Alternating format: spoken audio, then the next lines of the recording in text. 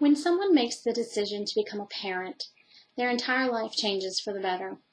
The anticipation and the countless hours spent daydreaming about how perfect their little one will be is all a wonderful part of the process to becoming a parent. But what happens when this little one isn't the version of perfect that you imagined? What do you do when you find out your baby will have a physical or mental impairment? This can be more than a little overwhelming and frightening for most. As a parent, you will be learning a new way of life for both yourself and your child. The focus now becomes a lifelong journey of learning just how to help your child overcome the obstacles in life that many people take for granted. The key to helping your child succeed is education, and that statement is a lot easier said than done. It can be very difficult to figure out just how to help your child reach their milestones. This is where an early childhood special education teacher can become a lifesaver to both you and your child. An early childhood special education teacher helps infants and toddlers with disabilities to meet their educational, social, emotional, and vocational needs. They will provide direct services to the child, they will collaborate with the parents, the families, and they will work as a member of a team with other professionals who provide services to the child and the families. These teachers work with the children to develop social, self-help, motor, language, and cognitive skills. An individual plan is developed for each child to build on his or her strengths and to challenge that child in each of the 5 areas.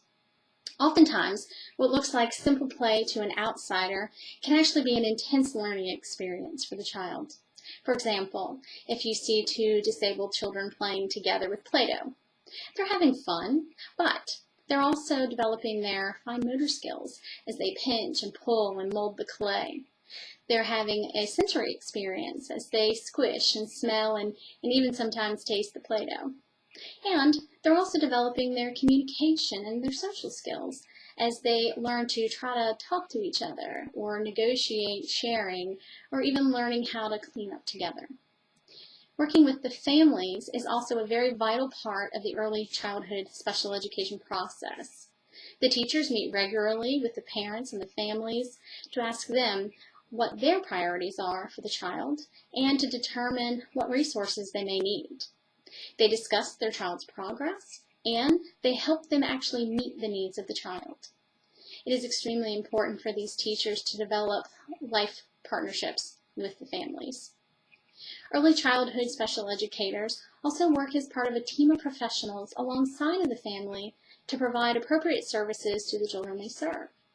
Some children need physical or occupational therapy, while others may need the help of a speech and language pathologist.